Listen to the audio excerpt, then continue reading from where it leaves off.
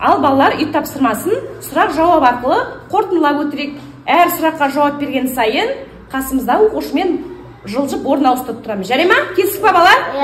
Енді бұл менің қолымдағы не деп ойлайсыңдар? Сендерге түсіп тұрған жарық күн, е?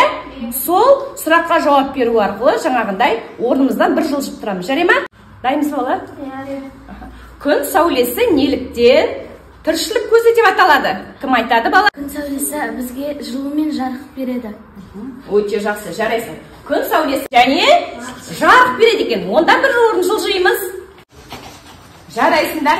Келесі сұрақ: қандай жағдайда су көтеріледі, қандай жағдайда су қайтады? Кім жауап береді? Мен жердің арасында тартылыс күші болып тұрады. Суда да үстіге көтеріліп астыға түседі.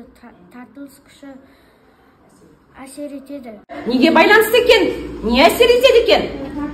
Ай мен күннің тартылыс күші әсер етеді екен, е? Жарайсыңдар. Келесі сұрақ: жылжимыз орнымыздан. Жылжыңа.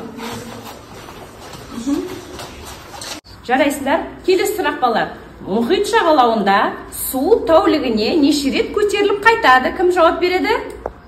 Жауап бере ғой. Мұхит жағалауы су тәулігіне 2 рет көтеріледі. Өте жақсы. Мұхит жағалауында су тәулігіне қанша рет көтеріледі екен? Тәулігіне 2 рет көтеріледі екен. Жарайсыңдар. Модель жасап тұрмыз? Жердің модель жасап тұрмыз. Өте жақсы. Бұл бізге түсіп тұрған не деп ойлайсыңдар? Күн. Сол күн бізге нұрын, жылуын шашып тұр, е? Жарық беріп тұр. Сол арқылы біз сұраққа жауап беру арқылы жердің модулін жасап, жердің қалай қозғалғандығын анықтадық, солай ма? Демек, бүгінгі жаңа тақырыбымыз жер күнді айналғанда не өзгереді деген тақырып. Түсіндік па? Батыстан шығысқа қарай айналады. Сондықтан бізге күн шығыстан шығып, иә, Күн болмаса қайтер еді? күн жарық пен жылудың көзі. Білем. Ал балалар, сіздердің қолыңызда барлығыңызда мынандай бағалау парақшалары бар, е? Демек, бұл не деген сөз? Сендер әр тапсырманы дұрыс орындаған сайын, әр оқушы өзін жеке бағалайды. Бір сұраққа жауап беріңдер ма? Міне, мынау ненің суреті? Иә, аспан әлеміндегі ғарыш.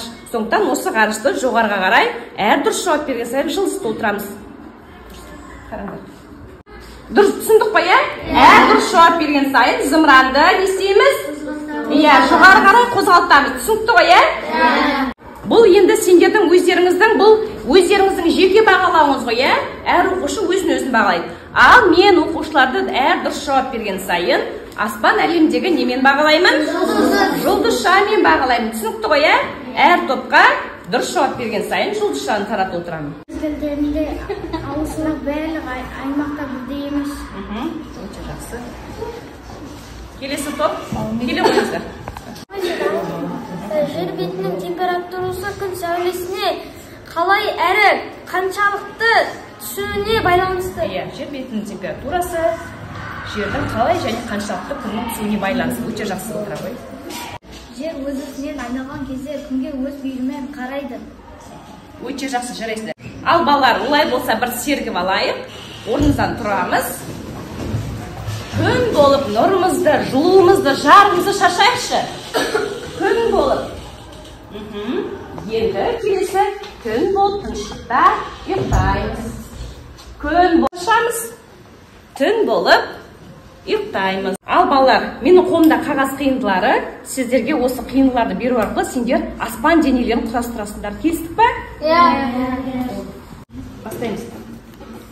Балалар, бүгінгі тақырыбымыз қызықты, түсінікті болды деген оқушылар болса, әрине қолымыздағы жұлдызшаларымыз қайда жабыстырамыз? Зымыранға. Ал сабақ қызықты болды, бірақ сұрақтарым бар деген оқушылар болса, қайда жабыстырамыз? Ұшаққа. Ал сабақ қызықсыз өтті, түсінбедім дегенде парашюттың тұсына жабыстыра қойыңыздар. Келе қойыңыздар балалар. Өте жақсы, жарайсыздар. Аспан әлемін жұлдызбен керемет әдемі қылып көріңіз.